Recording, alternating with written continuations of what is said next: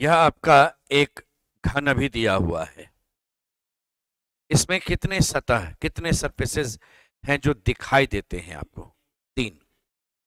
तो जब भी हम एक व्यू में आते हैं तो 3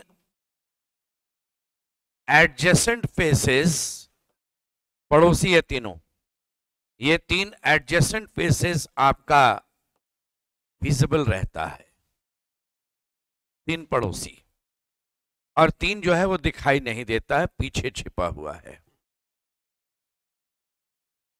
अगर आप इसे एक पासा मानकर चलिए,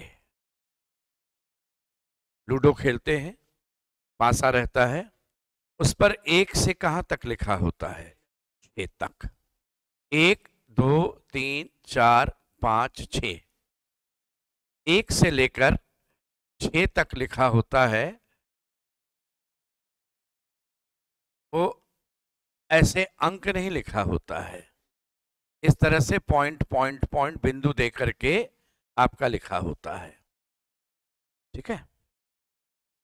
अगर आप किसी अच्छे कंपनी का लूडो का पासा देखिएगा तो हमेशा पाइएगा 1 के विपरीत 6, 2 के विपरीत 5 और 3 के विपरीत 4 होता है। देखिए, टोटल 1 2 1 3 3 6 4 10 5 15 6 21 पॉइंट्स, 21 बिंदु रहेगा, और कुल सतह है 6। तो अगर 21 बिंदु है और कुल 6 सतह है, तो औसत अगर हम लेंगे तो एक सतह के लिए 3.5 पॉइंट्स का औसत जा रहा है। तो अगर हम इन नंबर्स को इस प्रकार से अरेंज करें कि विपरीत सतह पर लिखे अंक का जोड़ 7 हो जाए, तो इन दोनों का औसत 7/2 3.5 हो जाएगा। उसी तरह से 2 के विपरीत अगर 5 लिखेंगे तो जोड़ 7 रहेगा, इसका भी औसत 3.5 होगा, और 3 के विपरीत 4 लिखेंगे तो इसका भी औसत आपका जोड़ 7 आएगा, औसत 3.5 आएगा। अगर कभी इस तरह की स्थिति मिल जाती है तो उसे हम लोग स्टैंडर्ड डाइस, मानक पासा कहते हैं। उसे हम लोग स्टैंडर्ड डाइस या मानक पासा कहेंगे, ये मानक पासा कहलाएगा। तो स्टैंडर्ड डाइस में विपरीत सतह पर लिखे अंकों का योग हमेशा 7 रहेगा। Sum of digits on opposite sides या ऑपोजिट फेसेस, ये हमेशा 7 रहता है। उसे आप स्टैंडर्ड डाइस या मानक पासा कहते हैं। ठीक है। अगर हम एक एग्जाम्पल अभी आपको दे रहे हैं,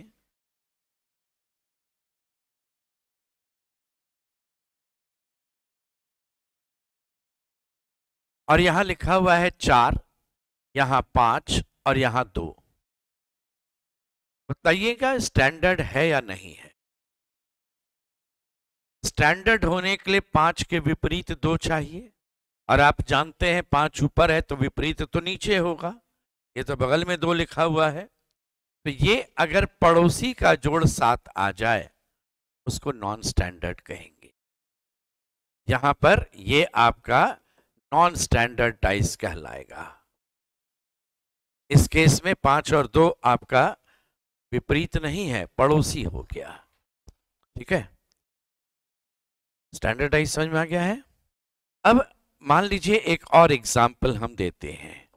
यहां 4 है, यहां 6 है, यहां 1 है। बोलिए स्टैंडर्ड या नॉन स्टैंडर्ड? ये भी नॉन स्टैंडर्ड है। 6 और 1 7 हो गया, ये भी आपका नॉन स्टैंडर्ड है।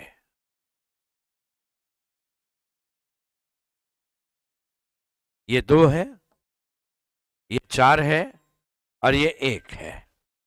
अब बोलिए स्टैंडर्ड या नॉन स्टैंडर्ड? ठीक है। अब हो जाएगा स्टैंडर्ड। अब इस पर क्वेश्चन क्या रहता है वो सीखें। जब स्टैंडर्डाइज पर क्वेश्चन मिलेगा, दो तरह से मिला है अब तक एसएससी में। एक तो आपको क्वेश्चन में 4 फिगर दे दिया और कहा कि इनमें स्टैंडर्डाइज कौन है, आप बतला देना।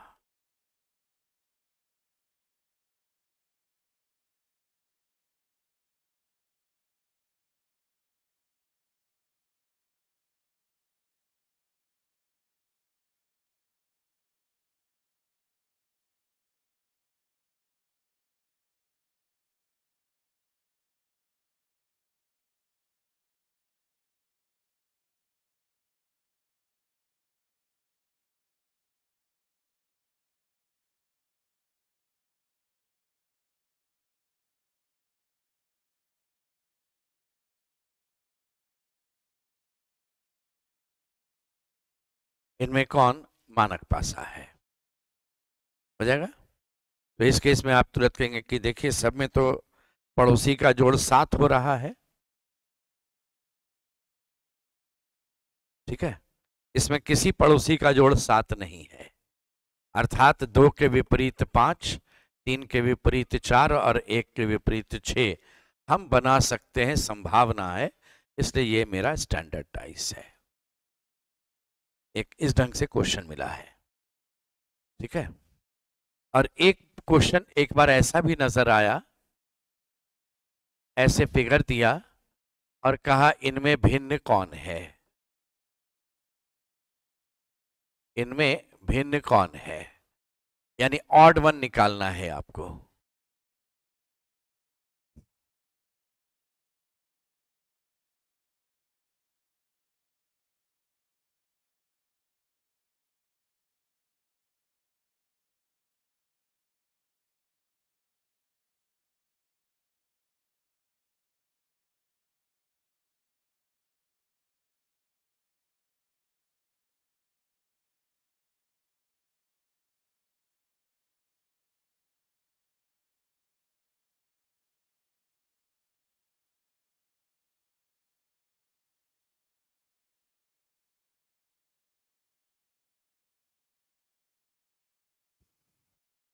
इसलिए कभी भी इस तरह का क्वेश्चन देकर ऑड निकालने के लिए कहे ना, इनमें भिन्न कौन है बतलाओ, तुरंत आपका ध्यान स्टैंडर्ड नॉन स्टैंडर्ड पर चला जाएगा।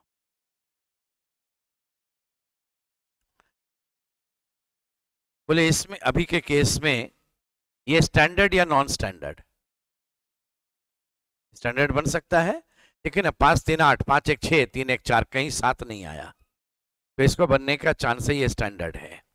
4 2 6 6 2 8 4 6 4 10 7 कहीं नहीं आ रहा है, पड़ोसी का जोड़ 7 आ जाएगा तो नॉन स्टैंडर्ड।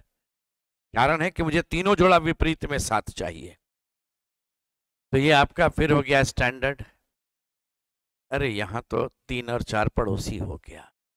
अब ये नहीं कहेगा कि 5 के विपरीत 2 तो लिखा ही सकता है, 2 तो एक जोड़ा केवल हुआ ना, तीनों जोड़ा रहना चाहिए तब होगा स्टैंडर्ड। मान लीजिए कि आप ऊपर कमीज पहन लिया, टाई लगा लिया, कोट डाल दिया, सूट पहन लिया, नीचे हवाई चप्पल पहन लिया, तो स्टैंडर्ड तो नहीं कहलाएगा। तो स्टैंडर्ड के लिए तो ऊपर से नीचे पूरा का पूरा होना चाहिए, वही चीज यहां भी है, इसलिए ये आपका नॉन स्टैंडर्ड। देखिए 4 का विपरीत 3 हो सकता है, 6 का 1 हो सकता है, 5 का 2, ये स्टैंडर्ड, ठीक है। तो इस तरह से स्टैंडर्ड या नॉन स्टैंडर्ड पर क्वेश्चन जो परीक्षा में आता है वो यही 2 तरह से मिलता है। पूछ देगा इनमें मानक पासा कौन है, स्टैंडर्ड कौन है बतलाओ, या कहेगा ऑड कौन है इसमें बतला देना।